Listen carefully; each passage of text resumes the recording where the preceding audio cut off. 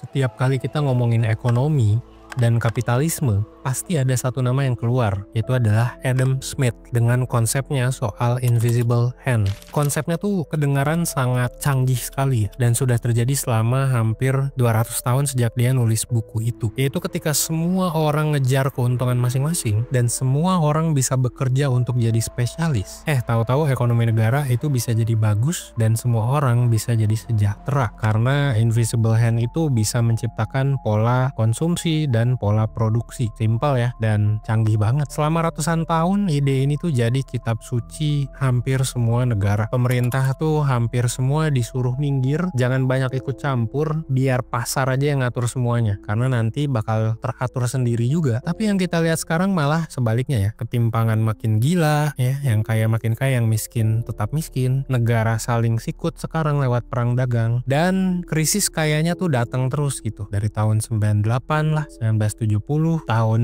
2000, tahun 2008, tahun 2015, tahun Covid. Sekarang juga nyari kerja susah, barang dan jasa makin mahal karena inflasi. Belum nanti ada AI. Waduh, baru AI, belum AGI, belum Artificial Super Intelligence. Kayak kemarin yang kita bahas di video Stargate ya. Nah, jadi pertanyaan sekarang tuh jadi relevan banget. Emang ide bapak-bapak ini dari abad ke-18 ini masih kepake memangnya? Dan ya kita tahu sendiri banyak yang bilang kalau kapitalisme tuh udah basi, karena bisa jadi kapitalisme yang sekarang terjadi ini cuma jadi pembenaran aja buat feodalisme 2.0, di mana yang kaya makin kaya, yang miskin makin miskin. Yang pewaris ya tetap aja makin kaya karena dia adalah pewaris. Yang perintis akan terus jadi perintis sampai generasi gua nggak tahu sampai generasi keberapa dah jadi perintis tuh ya. Nah, di video kali ini gua bakal membedah tentang kenapa filosofi dan ide dari kapitalisme yang ada sekarang itu bisa jadi memang sudah tidak relevan lagi dan bentar lagi hancur juga. Dan gue juga bakal ngasih tahu mungkin gimana sih solusinya buat masa depan. Selamat datang di segmen Belajar Filsafat dari 1%. Buat lo yang belum tahu tentang 1%, kita adalah media edukasi yang ngajarin tentang berbagai hal penting yang belum dipelajari di sekolah. Jangan lupa klik like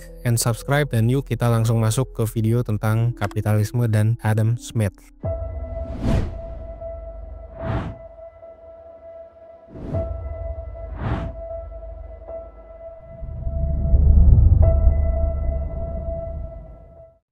Oke guys, sebelum lanjut gue mau ngasih tahu info buat lo yang lagi ngerasa bingung, ngerasa stuck sama hidup akhir-akhir ini. Entah itu soal karir, pendidikan, hubungan, keluarga, pernikahan, atau hal-hal personal lainnya. Sekarang 1% tuh nyediain psikotes premium. Di dalam psikotes premium ada berbagai pilihan tes yang dirancang buat ngebantu lo lebih paham siapa sih diri lo sebenarnya, supaya lo bisa ngambil keputusan hidup lo dengan lebih baik. Psikotes ini tuh ngegabungin berbagai jenis tes psikologi profesional. Jadi setiap lo beli, lo bakal dapet beberapa psikotes, disatuin reportnya jadi puluhan halaman untuk hasil yang akurat dan personal. Lo bisa baca puluhan halaman ini, dan yang paling keren, kalau lo nggak ngerti atau lo ada pertanyaan, lo bisa dapet insight lanjutan lewat konsultasi bareng expert dari 1%, langsung berdasarkan hasil tes lo. Langsung aja kunjungi 1.bio/psikotes premium buat info lebih lanjut.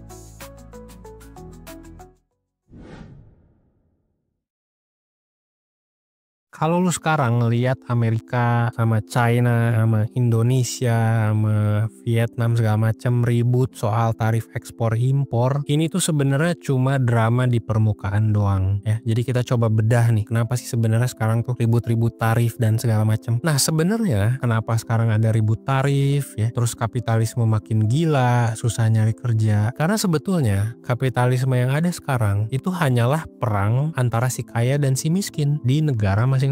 Maksudnya gini, gue jelasin simpelnya ya. Di negara kayak China gitu ya, di negara kayak US, ya hampir semua negara lah ya, itu hampir selalu ada ketimpangan yang parah banget, kecuali negara yang jago ngatur resource-nya ya. Tapi kita selalu ngelihat, pertama itu selalu ada kaum elit, bisa kita sebut sebagai oligarki, bisa kita sebut sebagai konglo ya. Intinya kaum elit ini super kaya yang punya duit tuh kebanyakan. Duitnya saking banyaknya sampai bingung mau diapain. Akhirnya apa yang terjadi pada kaum elit ini? Ya Ya duitnya adalah entah ditumpuk di bank atau jadi investasi. Karena mereka kan udah bisnis, sudah segala macam, bisa nabung gila-gilaan, punya duit banyak, ya disimpan aja diinvestasiin, ya kan? Biar makin banyak lagi, biar ngegulung sampai generasi ke-7. Nah yang kedua kita lihat ada kaum yang satu lagi. Kaum yang satu lagi adalah kaum pekerja yang sampai sekarang dibayar makin murah. Kenapa gue bilang makin murah? Karena kenaikan gaji biasanya nggak setinggi inflasi. Terus habis itu ada juga pekerjaan-pekerjaan yang gajinya makin nurun. Ini gue lihat sendiri gara-gara perkembangan AI aja, karena gue ada di dunia konten, ya kita bisa ngelihat kalau gaji video editor, scriptwriter segala macam itu makin turun dengan adanya AI, atau bahkan tanpa adanya AI sekalipun ya. Jadi bakal makin turun aja karena ya makin banyak otomasi segala macam. Nah upah ke pekerja ini sengaja ditekan biar apa? Biar ongkos produksi rendah dan biar barang dan jasa dari perusahaan-perusahaan besar ini bisa dijual murah. Nah akibatnya apa? Kalau ada dua kaum ini, dan ini dua kaum ini nggak pernah hilang ya dari dulu, terjadilah yang namanya under consumption. Jadi produksi barang dan jasa itu tiap negara tuh produksi banyak banget. Ada yang produksi roti lah, ada yang produksi gandum, ada yang produksi kelapa sawit lah. Tapi yang terjadi sekarang ironisnya adalah rakyat-rakyat di semua negara itu tidak punya duit buat membeli barang-barang dan jasa tersebut. Makin lama makin berasa sulit gitu untuk hidup. Jadi kayak lu bayangin nih pabrik roti yang gede, tapi pekerjanya tuh cuma bikin roti doang, cuma bisa ngiler doang lihat roti yang mereka buat. Mereka nggak bisa beli rotinya. Masalahnya yang kelas menengah ke bawah ini nggak bisa beli, tapi para elit-elit global ini, mereka juga nggak punya mulut dan perut yang sebanyak itu kan untuk beli rotinya gitu. Apa yang terjadi? Kelebihan produksi ini dikemanain nih? Yang nggak dibagi-bagi dong, namanya juga kapitalisme kan. Orang pengen untung. Jawabannya adalah barangnya ini dibuang, dalam tanda kutip. Dibuang ini artinya adalah diekspor. Diekspor secara paksa ke negara lain, terutama negara-negara yang rakyatnya itu doyan belanja, dan doyan belanjanya tuh sering kali pakai utang ya. Kayak misalnya Amerika Serikat tuh jadi sekarang ya tong sampahnya produksian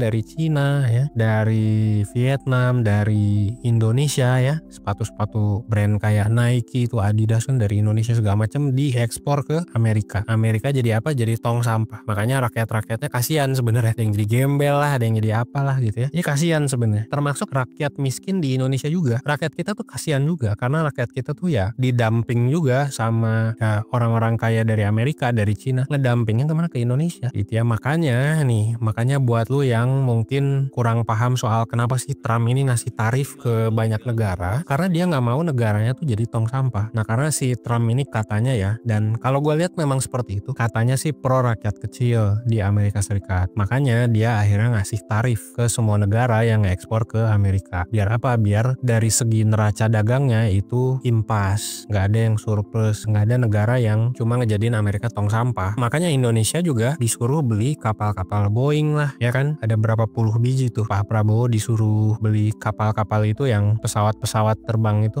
Terus juga disuruh beli apalagi gue lupa lah. Pokoknya kita dibully lah untuk beli. Bahkan disuruh udah data lu kasih ke kita gitu. Trump itu idenya seperti itu. Jadi biar warga-warga miskin sana tidak kena dumping barang dari negara lain. Dan supaya pabrik-pabrik di Amerika Serikat itu bisa hidup kembali. Karena apa? Karena kalau harga-harga barang jadi mahal dari luar negeri, ya kepaksa akhirnya warga sono harus kerja sendiri, bikin roti sendiri, nggak ngambil roti dari Cina, terus makan rotinya sendiri. Jadi ekonominya bisa hidup. Jadi si Trump ini pengen manufakturnya tuh kembali kuat. Bisa lagi bikin roti, bikin mobil, bikin segala macem ya. Biar mereka bisa berdaulat dalam tanda kutip dan hidup makmur. Seperti perkataan Adam Smith ya. Jadi invisible hand yang harusnya terjadi di Amerika doang, nggak dari negara lain. Nah jadi perang dagang yang terjadi sekarang itu sebetulnya bukan soal Amerika versus China gitu, bukan soal Trump kesel sama Indonesia, bukan. Ini soal gimana orang kaya ya yang kebetulan ada di banyak negara, di Indonesia ada gitu ya. Kita ekspor Indomie itu yang banyak ke Nigeria lah, kemana gitu kan. Di Amerika Serikat ada gitu ya, ada Tesla yang ekspor Tesla kemana-mana, di China juga ada ya, BYD segala macam. Jadi gimana caranya mereka itu orang-orang kaya ini yang punya korporasi besar, yang menginvest ke korporasi besar ini bisa ngejual barangnya biar investmentnya itu bisa naik. Nah sayangnya yang sekarang terjadi adalah si miskin ini tidak punya duit karena ya ketimpangan kan makin tinggi. Si miskin ini nggak naik gaji. Jadi ironisnya adalah si orang-orang kaya ini nggak dapet investasi yang mungkin menarik lagi ya. Tuh, sejak adanya tarif. Jadi banyak lah saham-saham yang turun, yang profitnya turun karena gara-gara si tarif ini. Dan si orang-orang kaya ini apakah mereka mau membeli produknya sendiri gitu ya? Misal apakah investor rokok itu mau membeli rokoknya, kan enggak juga gitu ya. Itu kalau produk rokok lah. Atau produk yang bagus pun kayak misalnya BYD gitu ya, kita bisa argue kalau mobilnya tuh bagus, murah, inovatif gitu. Apakah orang kaya akan beli? Ya kan garasinya terbatas. Mungkin mereka akan beli Rolls Royce aja atau akan beli McLaren gitu misalnya, dibandingkan beli si BYD ini. Di si orang kaya nggak bisa konsumsi karena ya mereka nggak butuh barang sebanyak itu. Si orang miskin juga nggak bisa konsumsi karena mereka butuh tapi nggak punya duit juga. Jadi perang dagang segala macam itu gua tekanin sekali lagi ya, bukan soal Amerika versus China, bukan soal Amerika kesal sama BRICS misalnya. Ya mungkin ada kesal sedikit gitu ya. Tapi intinya bukan soal itu gitu. Intinya tuh justru adalah karena ada under consumption ini,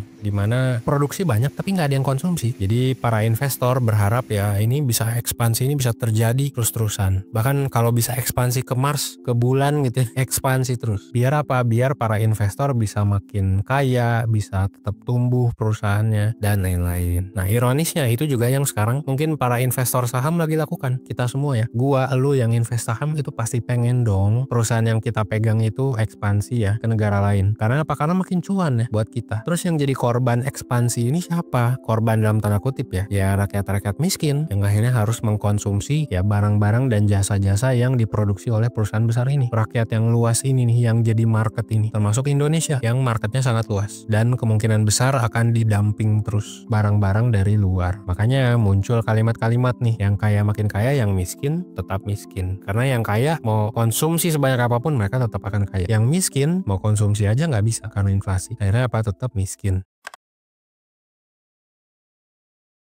Kalau Adam Smith masih hidup sampai sekarang, gue yakin ya, dia mungkin bakal jadi orang pertama yang ngamuk dan protes paling kencang terhadap sistem kapitalisme yang kita pakai sekarang dan kita adopsi. Kenapa? Karena ada satu kalimat dari bukunya sendiri yang sering banget dilupain sama orang-orang, yaitu adalah consumption atau konsumsi itu adalah satu-satunya tujuan akhir dari semua produksi. Jadi buat Adam Smith, tujuan ekonomi itu bukan untuk menumpuk harta benda, bukan untuk menciptakan orang-orang seperti Warren Buffett gitu yang punya ribuan triliun. Kagak, tujuannya tuh adalah biar semua orang bisa terpenuhi kebutuhannya sebagai konsumen terhadap suatu barang atau jasa. Udah, itu doang. Bukan untuk bikin segelintir orang jadi kaya banget. Kalau sistem ini, Adam Smith tahu sistem ekonomi sekarang kayak gini, yang bahkan ngebuat warganya sendiri tuh nggak mampu menikmati hasil produksinya. Konsumsinya itu terbatas gitu ya, under consumption. Ya ini adalah sistem yang bisa jadi dibilang gagal total kalau menurut standarnya Adam Smith. Jadi yang terjadi sekarang adalah ini tuh sistem yang menekan upah pada rakyat-rakyat kecil buat buruh-buruh kasar atau buruh-buruh intelektual kayak gua dan lu. Kalau lu kerja sebagai ya kayak gua gitu ya, kerja di bidang konten dan lain-lain yang tidak melakukan kerja kasar, kita tuh upah kita ditekan terus demi para perusahaan besar ini yang investornya besar-besar juga supaya bisa ekspor gede-gedean. Dan ini adalah bisa kita bilang sebagai kebalikan lah dari filosofinya Adam Smith, The Invisible Hand. Dia justru mungkin takut kalau para tuan-tuan ini ya bersekongkol dengan pemerintah, dengan siapa untuk menekan upah para buruh. Jadi The Invisible Hand itu ya akan jalan kalau ada balance. Jadi ada keseimbangan lah antara produksi dan konsumsi. Nah kalau nggak ada keseimbangan ya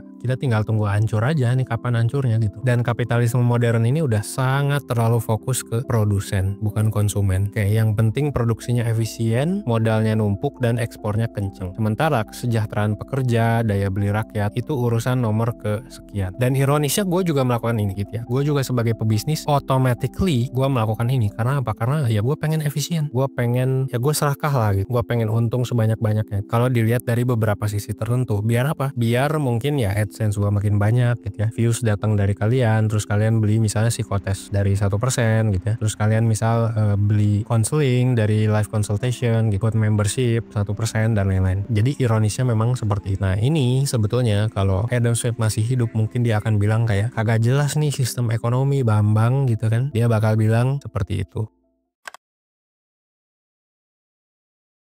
Nah, jadi kita bisa bilang bahwa versi Adam Smith yang sering kita dengar bahwa manusia itu serakah ya, kita harus memanfaatkan keserakahan tersebut supaya ekonomi terus jalan, greed is good lah. Bisa jadi ini tuh udah basi gitu loh. Jadi ini tuh bisa jadi versi dangkal dari kapitalisme yang dipakai sekarang. Nah, filosofi Adam Smith yang beneran, yang bilang bahwa ekonomi itu harusnya buat konsumen dan produsen, bukan cuma produsen doang. Bahkan kalau pengusaha terlalu berkuasa atau pemerintah terlalu intervensi itu bisa jadi buruk. Ini ya relevan banget di zaman sekarang. Ya pada akhirnya apa yang harus kita lakuin? Ya solusinya kalau menurut gue sih sederhana gitu ya. Gimana caranya kita menciptakan sistem di mana para pekerja ini itu bisa mengkonsumsi lebih banyak hal. Jadi kesejahteraan itu harus ditingkatin juga buat para pekerja-pekerja. Itu biar mereka bisa mengkonsumsi banyak hal. Nah, siapa yang bisa menciptakan itu? Ya gua nggak tahu. Karena kalau pemerintah juga misal maksain UMR dinaikin, apakah nanti bakal chaos? Para pengusaha bakal gulung tikar? Mungkin. Gua nggak tahu apakah akan works atau enggak. Atau justru kita sebagai para pebisnis harus sadar gitu ya, nge-treat karyawan dengan baik. Tapi ya gimana ya, namanya manusia, harusnya ada keserakahan juga. Dan gue juga tidak menutup kemungkinan bahwa ya gue di sini sebagai business owner juga untuk mengefisienkan banyak sistem produksi yang ada di perusahaan gue, itu gue juga secara langsung maupun tidak langsung gue juga udah serakah ada di sistem ini. Ya paling solusinya salah satu lagi adalah ya kita tunggu ekonomi ini hancur